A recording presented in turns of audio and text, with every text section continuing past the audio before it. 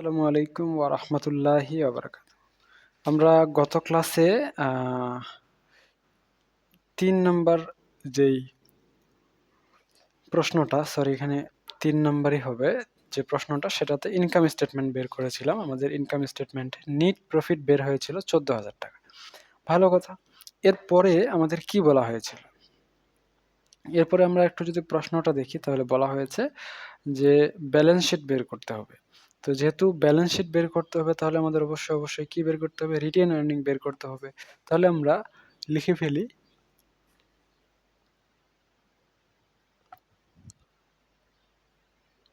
ব্যক্তি বা কোম্পানির নাম দেই। ব্যক্তি বা কোম্পানির নাম কি? DBH limited retained earning statement RETAINED retained EARNING earning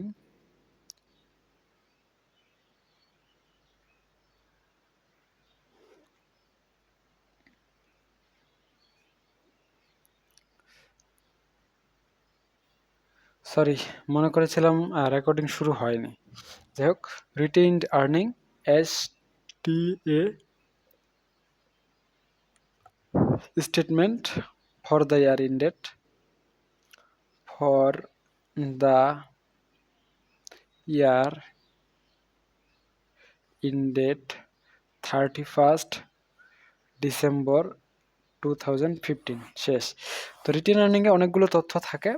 আমাদের এই প্রশ্নে যতগুলো তথ্য রয়েছে সেগুলো আমরা লেখার চেষ্টা করব। তাহলে এখানে account titles ACCOUNT account TITLES titles.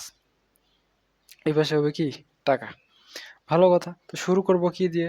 Beginning written earning বা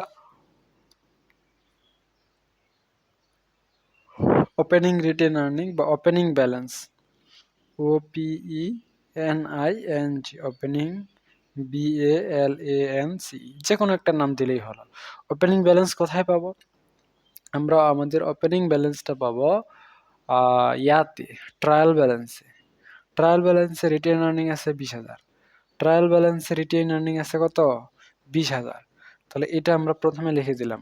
ট্রায়াল ব্যালেন্সে রিটেন আর্নিং আছে 20,000, সেটা আমরা লিখে দিলাম। এরপরে কারেন্ট ইয়ার লস থাকলে মাইনাস করে দেবো, লাভ থাকলে কি করে দেবো? অ্যাড করে দেবো। তো গত ক্লাসে আমরা দেখেছি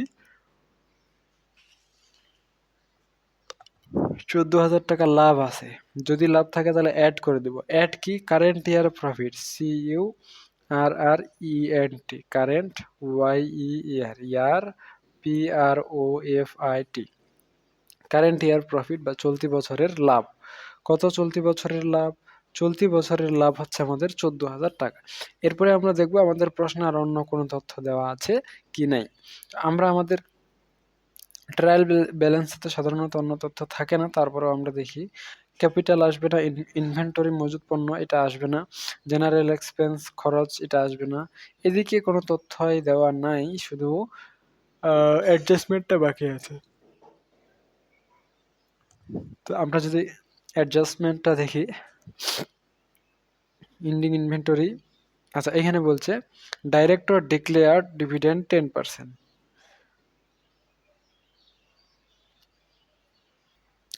অর্থাৎ আমাদের এখানে প্রপোজ ডিভিডেন্ড হবে 10%।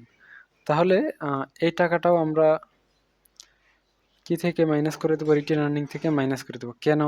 কারণ ডিভিডেন্ড প্রদান করা হবে, লভ্যাংশ কি করা হবে? প্রদান করা হবে। প্রদান করলে রিটেন আর্নিং কমে যাবে। প্রদান করলে রিটেন আর্নিং কমে যাবে। তাহলে আমরা লিখবো POSED proposed DIVIDEND propose dividend কত টাকা? 10%। কতর উপর? এই যে 3,000 শেয়ার রয়েছে, 10 টাকা করে, এই 10 টাকার 10% মানে 30,000 টাকার 10% মানে 3,000 টাকা আমাদের আসবে কি? Propose dividend. যেহেতু এটা মাইনাস ফিগারে তাই আমরা এখানে ফার্স্ট ব্র্যাকেট লিখে দেব। আমাদের রিটেন আর্নিং এ আর অন্য কোনো তথ্য আমাদের অ্যাডজাস্টমেন্টে দেওয়া আছে কিনা আমরা একটু দেখি। নাই, এখানে আনইউজ সাপ্লাই আছে, প্রিপেড ইন্স্যুরেন্স, এখানে রিজার্ভ আছে, ইনভেন্টরি আছে, অর্থাৎ অন্য কোনো তথ্য দেওয়া নাই। যেহেতু অন্য কোনো তথ্য দেওয়া নাই তাহলে সেটা আমরা কি করে দেবো? হিসাব করে বের করে ফেলবো যে ending DING ending BALANCE ending balance 20 আর 30 34 31,000। তাহলে আমরা দেখতেছি যে 31,000 টাকা আমাদের ইন্ডিং ব্যালেন্স বা ending ENDING ending RETAINE retained EARNING এটা আমাদের ইন্ডিং রিটেইন আর্নিং হয়ে যাবে। ঠিক আছে, খুব সহজেই রিটেইন আর্নিংটা বের করা যায়। এটা বের করার কারণ হচ্ছে ব্যালেন্স শিট বের করব। তো ব্যালেন্স শিটে কি কি সম্পদ আছে এবং ব্যালেন্স শিটে আমাদের কি কি দায় আছে সেগুলো আমরা লিখব। লিখলেই আমরা বুঝতে পারবো আমাদের হিসাবটা কিভাবে করা হবে। তো মোটামুটি এই হচ্ছে আপনাদের রিটেন আর্নিং। প্রথমে ব্যক্তি বা কোম্পানির নাম দিবেন, রিটেন আর্নিং স্টেটমেন্ট লিখে দিবেন, সময়টা উল্লেখ করে দিবেন, যেই ইয়াটা ওপেনিং ব্যালেন্স লিখবেন সেটা অবশ্যই ট্রায়াল ব্যালেন্স থেকে নেবেন। ওপেনিং ব্যালেন্সটা বা ওপেনিং রিটেন আর্নিংটা ট্রায়াল ব্যালেন্স থেকে নেবেন। এরপর কারেন্ট ইয়ার যদি লাভ হয় তাহলে অ্যাড করে নেবেন, যদি লস হয় তাহলে বিয়োগ করে দিবেন। প্রপোজ ডিভিডেন্ডটা থাকলে মাইনাস করে দিবেন। দিয়ে যেহেতু আর অন্য কোনো তথ্য নাই তাই আমরা এখানে ইন্ডিং ব্যালেন্স বা ইন্ডিং রিটেন আর্নিং বের করেছি। এর পরের অংশে আমরা কি দেখব? এরপরের অংশে আমরা ট্রায়াল ব্যালেন্স কিভাবে বের করব সেটা দেখব। তো ট্রায়াল ব্যালেন্সটা আমি এখানেই দেখাই দিচ্ছি এর পরের পেজে। হ্যাঁ, ট্রায়াল ব্যালেন্সটা খুবই সোজা। ট্রায়াল ব্যালেন্সটা খুবই সোজা। তো এটা হচ্ছে রিকোয়ারমেন্ট কত? আমরা একটু প্রশ্ন দেখি। ট্রায়াল ব্যালেন্স হচ্ছে রিকোয়ারমেন্ট 2। রিকোয়ারমেন্ট 2। তাহলে আমরা ব্যক্তি বা কোম্পানির নাম দিয়ে শুরু করব। DBH LTD limited. হ্যাঁ, সরি, ট্রায়াল ব্যালেন্স না, balance sheet. BALANC balance SHEET বা স্টেটমেন্ট অফ ব্যালেন্স শিট লিখলেও হয়ে যাবে। হ্যাঁ, তারপরে লিখবেন for the YER year ENDED in date 31st December 2015 শেষ। এখন আমরা আপনাদের ব্যালেন্স শিট কীভাবে বের করতে বলা করেছি, 2 ভাগে ভাগ করবেন। ভাগ করে প্রথমে টাকার অংশ দিবেন, এপাশেও টাকার অংশ দিয়ে দিবেন, শেষ।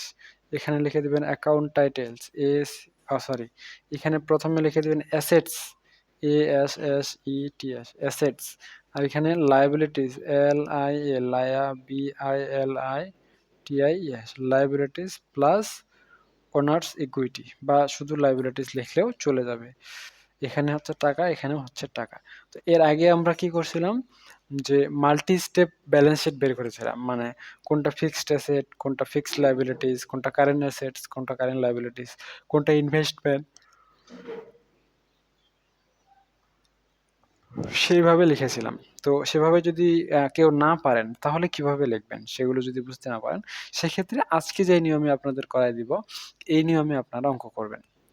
ঠিক আছে, তো আজকের নিয়মটা কি? আমরা প্রথমে আমাদের প্রশ্নে যে অ্যাসেটস গুলো আছে বা যে সম্পদগুলো আছে সেগুলো খুঁজে বের করার চেষ্টা করব।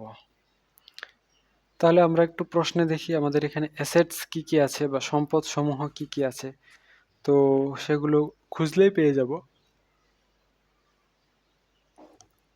একদম সবার প্রথমে আছে ক্যাপিটাল আছে, বা এটাকে শেয়ার ক্যাপিটাল বলা হয়। ক্যাপিটাল আছে কি 3000 শেয়ার 10 টাকা করে 30,000 টাকা। তো এটা একটা সম্পদ না? তো যারা সম্পদ এবং দায়গুলো স্পেসিফিক ভাবে লিখতে পারে না, মাল্টি স্টেপে লিখতে পারে না, টাইটেল দিয়ে current assets, current liabilities, fixed asset, fixed liabilities, হ্যাঁ ইনভেস্টমেন্ট ইত্যাদি ইত্যাদি, যারা লিখতে পারে না তাদের জন্য এই সিস্টেমে আপনারা অ্যাসেটসগুলো এমনি ধারাবাহিকভাবে লিখে দিবেন। তবে অ্যাসেটস চিনতে হবে, সেগুলো আপনার ক্যাটাগরি না চিনলেও চলবে। তাহলে ISHARE share CAPITAL share capital হচ্ছে 30,000 টাকা। এটা কি সম্পদ? তো সম্পদ পাশে লিখে দিয়েছে। এরপরে আর কি আছে? ইনভেন্টরি আছে। আর কি আছে? ইনভেন্টরি আছে। তাহলে ইনভেন্টরির টাকাটা 1/1/2015 এটা তো আমাদের আসবে না, আমাদের হচ্ছে এন্ডিং ইনভেন্টরির টাকাটা আসবে। সো এটা আমরা এখন লিখবো না। এরপর দেখেন জেনারেল এক্সপেন্স আছে, সাধারণ ব্যয়। এটা হচ্ছে আয় ব্যয়ে আসবে, ইনকাম স্টেটমেন্টে আসবে, এটা ব্যালেন্স শিটে আসবে না।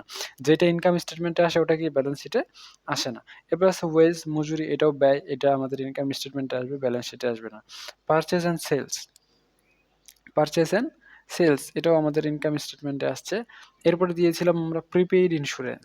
এখন এই যে প্রিপেইড ইন্স্যুরেন্সটা আছে, এই ইন্স্যুরেন্সের কিন্তু কিছু টাকা খরচ হয়ে গেছে, বাকি টাকা কিন্তু খরচ হয়নি। তাহলে সেই প্রিপেইড ইন্স্যুরেন্সটা এখানে লিখে দিতে হবে। প্রিপেইড ইন্স্যুরেন্স কি? চলতি সম্পদ। তাহলে লিখে দিবেন PREPAID, prepaid, INSURANCE, prepaid insurance. কত টাকা? প্রিপেইড ইন্স্যুরেন্স আছে 15,000 টাকা। তার মধ্যে এক্সপায়ার বা এক্সপেন্স হয়ে গেছে। এক্সপেন্স কত হয়ে গেছে? আমরা যখন ইনকাম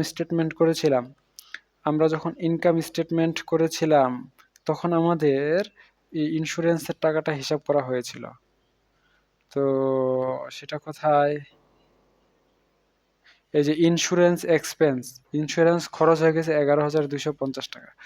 15,000-এর মধ্যে 11,250 টাকা ইন্স্যুরেন্স কি হয়ে গেছে? খরচ হয়ে গেছে। তার মানে বাকি আর কত টাকা থাকে? 12 হলে 13, 14, 15, তার মানে 3,750 টাকা কি থাকে?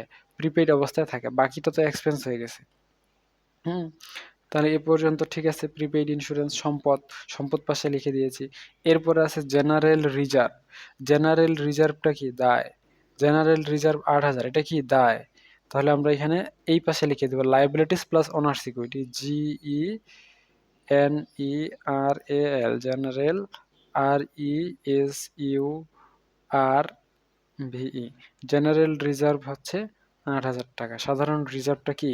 একটা দায়ের অন্তর্ভুক্ত এন্ট্রি। সাধারণ রিজার্ভটা কি? একটা দায়ের অন্তর্ভুক্ত এন্ট্রি। ঠিক আছে। এরপরে কি আছে? বিল্ডিং। এখন বিল্ডিংটা তো অবশ্যই কি? সম্পদ। তো সম্পদ, এর মধ্যে বিল্ডিংটা হচ্ছে স্থায়ী সম্পদ। তাহলে অ্যাসেটস এর পাশে লিখবো আমরা বিল্ডিং, BUILDING।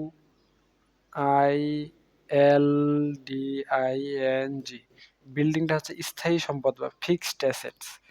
50,000 টাকা আমরা লিখে দিলাম। আর কি আছে? Account receivable. Account receivable and account payable, পাওনা টাকা এবং প্রদেয় টাকা। পাওনা টাকাটা কি? সম্পদ। অ্যাকাউন্ট রিসিভেবল তাহলে কি হয়ে যাবে? সম্পদ হয়ে যাবে। অ্যাকাউন্ট রিসিভেবল কি হয়ে যাবে? সম্পদ হয়ে যাবে। কত টাকা? অ্যাকাউন্ট রিসিভেবল কোন পাশে বসে? ডেবিট পাশে বসে। অ্যাকাউন্ট রিসিভেবল ট্রায়াল ব্যালেন্সের ডেবিট পাশে বসে। তাহলে অ্যাকাউন্ট রিসিভেবলের টাকা হচ্ছে 15, আর অ্যাকাউন্ট পেয়েবল হচ্ছে 5,000। তাহলে অ্যাকাউন্ট রিসিভেবল সম্পদ, সম্পদ হচ্ছে অ্যাসেটস এর এই পাশে। তাহলে আমরা ACCOUNT, account, RECEIVABLE, account receivable 15,000 টাকা সম্পদ পাশে লিখে দিলাম। আর অ্যাকাউন্ট পেয়েবল 5,000 টাকা আমরা দায় পাশে লিখে দেব। ACCOUNT, account, PAYABLE, account payable 5,000 টাকা দায়ের পাশে আমরা লিখে দিলাম। ক্যারেজ আউটওয়ার্ড মানে বিক্রয় পরিবহন, এটা আমাদের আয় ব্যয়ের হিসাব। ক্যাশ ইন হ্যান্ড, নগদে টাকা আছে। কি আছে? নগদে টাকা আছে। নগদ টাকা থাকলে কি হয়? সম্পদ হয়। কোন সম্পদ? চলতি সম্পদ। ঠিক আছে। তাহলে CAS, ক্যাশ ইন হ্যান্ড, এটা আমরা সম্পদ পাশে লিখে দিয়েছি 17,000 টাকা, ক্যাশ ইন হ্যান্ড। ভালো কথা। আর কি আছে? স্যালারি দেওয়া হয়েছে। আর কি দেওয়া হয়েছে? স্যালারি দেওয়া হয়েছে। তাহলে স্যালারি 80% দেওয়া হয়েছে 8,000 টাকা। ঠিক আছে, এটা আমাদের আয় ব্যয় হয়ে গেছে। আর বাকি 20% তো 2,000 টাকা দেওয়া হয়নি। তাহলে ডিউ বা বকেয়া রয়েছে, বকেয়াটা কি? দায় হয়ে যাবে। তাহলে আমরা লিখবো ডিউ বা বকেয়া বা salary payable, SALARY, salary PAYABLE, salary payable কত? 2,000 টাকা। সেটা আমরা হিসাব করেছিলাম এই যে এক্সপেন্সের এখানে। এই যে স্যালারিতে ডিউ ছিল, স্যালারিটা ডিউ ছিল 2,000, সেটাই আমরা এখানে হিসাব করে লিখে দিয়েছি। আচ্ছা, এরপরে আমাদের কি আছে? এরপরে আছে 5% লোন, 24,000 টাকা। তো লোন নিয়েছি, ঋণ নিয়েছি, ঋণ তো পরিশোধ করতে হবে মানে দায়। তাহলে লোন পেয়েবল বা 5% লোন লিখে দিলেও হয়ে যাবে। 5% LON, লোন। কত? 5% লোনে 24,000 টাকা আমাদের কি হয়ে যাবে? দায় হিসাবে হয়ে যাবে। এরপরে আছে রিটেইনড আর্নিং। এরপরে কি আছে? Retained earning. তো এটাও কি? এক ধরনের দায়। রিটেন আর্নিং কি? এক ধরনের দায়। কিন্তু রিটেন আর্নিং এই ট্রায়াল ব্যালেন্সেরটা লেখা যাবে না। যেটা আমরা রিটেন আর্নিং হিসাব করেছি সেটা আমাদের লিখতে হবে। এটা কি? দায়। দায় হলে লায়াবিলিটিস প্লাস অনার্স ইকুইটিতে চলে আসবে। তাহলে আমরা লিখবো RETAINED, retained, EARNING, retain earning কত? রিটেইন আর্নিং তো আমরা একটু আগে এই পাশে বের করেছিলাম। রিটেইন আর্নিং যে ৩১,০০০ টাকা নতুন রিটেইন আর্নিং। তাহলে এটা যেহেতু দায়, ৩১,০০০ টাকা আমরা লায়াবিলিটিস প্লাস অনার্স ইকুইটিতে লিখে দিলাম। ৩১,০০০ টাকা কি করছি? লায়াবিলিটিস প্লাস অনার্স ইকুইটিতে লিখে দিয়েছি। ঠিক আছে? আর কি এন্ট্রি আছে আমরা একটু দেখি। আর আছে সেলস ডিসকাউন্ট। আর কি আছে? Sales discount. সেলস দিয়ে ডিসকাউন্ট হয়ে গেছে। তাহলে এটা আমাদের আয় ব্যয়ের হিসাবে আসবে। এখানে টোটাল লিখে দিয়েছি, শেষ। এখন আমাদের অ্যাডজাস্টমেন্ট গুলো দেখার পালা। অ্যাডজাস্টমেন্টের শুরুতেই বলা হয়েছে ইন্ডিং ইনভেন্টরি ভ্যালিউড, সমাপনী মজুত পণ্য মূল্যায়ন করা হয়েছে ১৬,০০০ টাকা। তাহলে সমাপনী মজুত পণ্য এটা কি? সম্পদ। কোন সম্পদ? চলতি সম্পদ। যে সকল সম্পদ ১ বছরের মধ্যে বিক্রয়যোগ্য বা ১ বছরের মধ্যেই তরলে রূপান্তর করা সম্ভব, সেগুলোকে চলতি সম্পদ বলা হয়। তাহলে ইন্ডিং ইনভেন্টরি কি? সম্পদ। সম্পদ হলে কি হয়ে যাবে? সম্পদ যদি হয়ে যায় তাহলে ডেবিট পাশে বা অ্যাসেটস এর ঘরে চলে আসবে। তাহলে আমরা লিখব ending, E N D I N G, ending, INVENTORY, ending inventory ১৬,০০০ টাকায় হয়ে যাবে অ্যাসেটস বা চলতি সম্পদের এই পাশে। আর ২ নম্বরে কি আছে? বলা হয়েছে ক্রিয়েট এ রিজার্ভ, একটা রিজার্ভ ক্রিয়েট করতে হবে।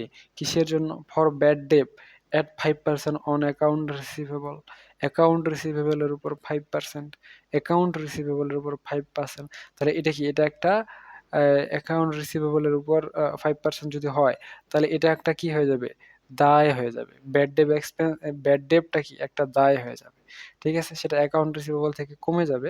আমরা কি অ্যাকাউন্ট রিসিভেবল তো লিখছি, কিন্তু এখন এটা তাহলে আমরা ব্যাড ডেপটা আমরা লায়াবিলিটিসে দিয়ে দেব।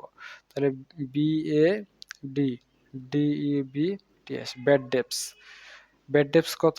১৫,০০০ টাকার উপর 5%। তাহলে কত টাকা আসবে?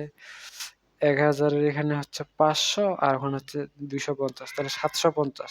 তাহলে ৭৫০ টাকা আমাদের কি হয়ে যাচ্ছে?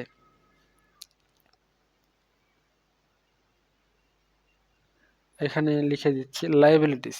তবে এটা তো ওইভাবে লায়াবিলিটিসও না, কারণ এটা তো পরিশোধ করতে হবে না। এটা টাকাটা পাবো না, সরি।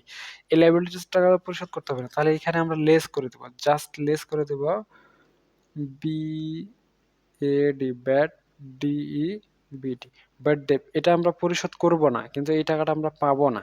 তাহলে এখানে মাইনাস ফিগারে লেস করে দিয়েছি, শেষ। বুঝতে পেরেছেন? আর কি আছে দেখেন তো। আর বলা হয়েছে যে ডাইরেক্টর ডিক্লেয়ার্স, কি করা হয়েছে? ডাইরেক্টর ডিক্লেয়ার করছে বা নির্বাহ পরিচালক কি করছে? ঘোষণা দিয়েছে ডিভিডেন্ড এট 10%। ডিভিডেন্ড দেওয়া হবে 10%। 10% যদি ডিভিডেন্ড দেয় তাহলে এটাও দায়। ডিভিডেন্ড দিতে হবে না, এটা দায়। তাহলে আপনারা লিখে দিবেন ডিভিডেন্ড, DIVIDEND, ডিভিডেন্ড। কত হাজার টাকার শেয়ার ছিল? ৩০,০০০ টাকার। কত পার্সেন্ট লভ্যাংশ দিবে? 10%। তাহলে কত টাকা দায় হয়ে যাচ্ছে? ৩,০০০। আর কি দেওয়া আছে দেখেন তো। বলা হয়েছে প্রিপেইড ইন্স্যুরেন্স ওয়াজ পেইড। এটা প্রিপেইড ইন্স্যুরেন্স, ইন্স্যুরেন্স এক্সপেন্স লেখা আমাদের শেষ। আরেকটা এন্ট্রি আছে, সেটা কি? আরেকটা এন্ট্রি আছে সেইটা হচ্ছে আনইউজড সাপ্লাইজ ২,০০০ টাকা ইনক্লুডিং জেনারেল এক্সপেন্স। সাধারণ খরচের ভিতরে আনইউজড সাপ্লাইজ আছে ২,০০০। অর্থাৎ এই আনইউজড সাপ্লাইজটা আমাদের এখনো ইউজড হয়নি বা ব্যবহৃত হয়নি। যদি ব্যবহৃত না হয় তাহলে কি? সম্পদ। সম্পদ হলে সম্পদ পাশে লিখে দিবেন UNSU ED, unused SUPPLIS। Unused supplies কত? এটা চলতি সম্পদ। আনইউজড সাপ্লাইজ কত? কি এটা? এটা হচ্ছে চলতি সম্পদ। তাহলে আমাদের যতগুলো এন্ট্রি ছিল সবগুলোই লেখা শেষ।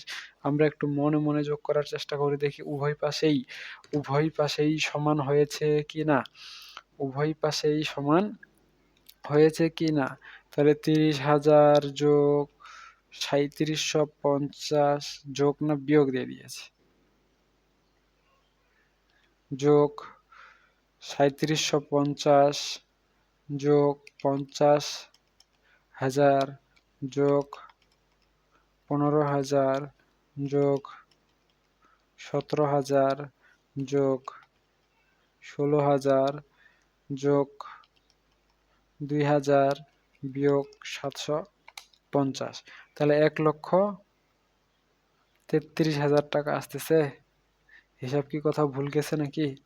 আচ্ছা, আমি ক্যালকুলেটর চেঞ্জ করি।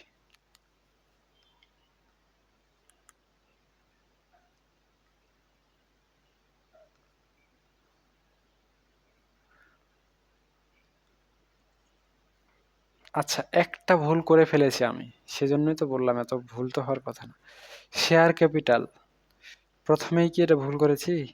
শেয়ার ক্যাপিটাল বা শেয়ার মূলধন, শেয়ার ক্যাপিটাল বা শেয়ার মূলধন এটা কি? এটা হচ্ছে দায়।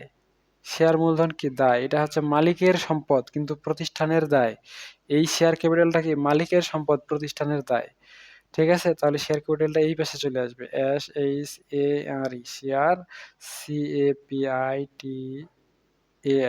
শেয়ার ক্যাপিটাল 30,000 কি হয়ে যাবে? শেয়ার ক্যাপিটাল 30,000 হয়ে যাবে কোম্পানির দায় এবং মালিকের সম্পদ এটা। বুঝতে পেরেছেন? আমি একটা কোম্পানিতে 50,000 টাকা দিয়েছি। সো আমার জন্য কোম্পানিতে যে 50,000 টাকা দিলাম ওটা ইনভেস্টমেন্ট এবং আমার ওটা সম্পদ। কিন্তু কোম্পানি তো আমাকেও সেই টাকাটা ফেরত দিবে। সো আমরা তো কোম্পানির হিসাব করতেছি। তো কোম্পানির জন্য সেটা আবার দায়। ঠিক আছে? তাহলে শেয়ার ক্যাপিটাল 30,000 এই পাশে যাবে। তো 1,33,000 টাকা ছিল না? তাহলে মাইনাস 30,000 করে দিলে তাহলে চলে আসবে 1,03,000 টাকা। আর এই পাশে একটু হিসাব করি। এই পাশে 8, 5, 13, 14, 15, 15 আর 24, 25 ধরে নিই। তাহলে 15, 20, 20, 40, 50, 60, 70, 80, 90, 100, 1,03,000। অর্থাৎ এই পাশেও 1,03,000, এই পাশেও 1,03,000। অর্থাৎ কি হয়ে গেছে? ক্লোজ হয়ে গেছে। তাহলে এই পাশে আপনারা লিখে দিবেন total assets, TOTAL, total, ASSETS, assets. এই পাশে লিখবেন টোটাল, TOTAL, টোটাল, LIL, লিটিস plus owner equity. Total liabilities plus owner equity বা শুধু লায়াবিলিটিস লিখলেও হয়ে যাবে। তাহলে আমরা সম্পদগুলো প্রথমে লিখছি, দায় মালিকানা সত্ত্বগুলো পরে লিখছি। এগুলো আবার প্রথমে লিখলেও হয়ে যাবে, কোনো সমস্যা নাই। আর শেয়ার ক্যাপিটালটা হচ্ছে মালিকের সম্পদ, প্রতিষ্ঠানের দায়। এটা আমার বলতে ভুলে গেছিলাম, সরি। তো এই হচ্ছে বিষয়। তো আপনারা ব্যালেন্স শিট কিভাবে বের করবেন? আপনারা ব্যালেন্স শিট বের করবেন ব্যক্তি বা কোম্পানির নাম দিয়ে শুরু করবেন। এরপরে আপনার স্টেটমেন্ট অফ ব্যালেন্স শিট বা শুধু ব্যালেন্স শিট লিখে দিতে পারেন, কোনো সমস্যা নাই। এরপরে আপনারা কি করবেন? এরপরে আপনারা সময় উল্লেখ করবেন। ফর দ্য ইয়ার এন্ডেড, যে সময়ের কথা আমাদের প্রশ্নে উল্লেখ থাকবে সেইটা আপনারা এখানে লিখে দিবেন। তো আমাদের প্রশ্নে কি উল্লেখ আছে? আমাদের প্রশ্নে আছে যে 31 ডিসেম্বর 2015। তো সেটা আমরা লিখে দিয়েছি। এর পরবর্তীতে আমরা কি করেছি? সুন্দর করে একটা ছক দিয়েছি। ছকটা আমাদের কয় ভাগে ভাগ করতে হবে? 2 ভাগে ভাগ করতে হবে। 2 ভাগে ভাগ করার পর প্রত্যেকটা ভাগে আবার একটা কি রাখতে হবে? টাকার অংশ রাখতে হবে। আমরা এর প্রথম ভাগে অ্যাসেটস লিখেছি, পরের ভাগে লায়াবিলিটিস লিখেছি এবং অ্যাসেটস এর জন্য টাকার কলাম দিয়েছি, লায়াবিলিটিস এর জন্য কি করেছি? টাকার কলাম দিয়েছি। তো ভালো হয়েছে। এর পরবর্তীতে আমরা সম্পদগুলো সব অ্যাসেটস এর ঘরে লিখেছি আর দায় আর মালিকানা সত্ত্বগুলো আমরা সব লায়াবিলিটিস প্লাস ওনার সিকিউরিটির ঘরে লিখেছি। তো সম্পদের হিসাবে আমাদের আছে প্রিপেইড ইন্স্যুরেন্স ৩৭৫০ টাকা, বিল্ডিং আছে হচ্ছে আমাদের ৫০,০০০ টাকা, account receivable ১৫,০০০, cash in hand আছে ১৭,০০০, এন্ডিং ইনভেন্টরি ১৬,০০০। এখান থেকে ব্যাড ডেট লস হয়ে যাচ্ছে আমাদের ৭,৫০০, ৭,৭০০ আর আনইউজড সাপ্লাইজ হয়ে যাচ্ছে আমাদের ২,০০০। এভাবে টোটাল অ্যাসেটস আমাদের ১,০৩,০০০ টাকা আসছে। আর দায়ের মধ্যে জেনারেল রিজার্ভ, রিজার্ভের টাকাগুলোই দায়। এখানে হচ্ছে আপনাদের ৮,০০০ টাকা, অ্যাকাউন্ট পেয়েবল যতগুলো পেয়েবল আছে সবগুলোই দায় ৫,০০০ টাকা, স্যালারি পেয়েবল ২,০০০ টাকা, 5% লোন ঋণ নিয়েছি, ঋণ পরিশোধ করতে হবে ২৪,০০০ টাকা, রিটেইন আর্নিং ৩১,০০০ টাকা, ডিভিডেন্ড বা লভ্যাংশ দিতে হবে ৩,০০০ টাকা, শেয়ার ক্যাপিটাল হচ্ছে ৩০,০০০ টাকা হিসেবে টোটাল লায়াবিলিটিস প্লাস ওনার সিকিউরিটি আমাদের কত বের হলো? ১,০৩,০০০ টাকা। তো এভাবেই আমাদের দায় এবং মালিকানা সত্ত্বগুলো বের হয়ে গেছে। আশা করা যায় বুঝতে পেরেছেন। আমরা পরবর্তী ক্লাসে পরবর্তী প্রশ্ন আপনাদের সাথে আলোচনা করব। আজকে এ পর্যন্তই। সকলেই সুস্থ থাকুন, ভালো থাকুন আর আমাদের সাথেই থাকুন। দেখা হচ্ছে আপনাদের সাথে নেক্সট পর্বে। ততক্ষণ পর্যন্ত খোদা হাফেজ।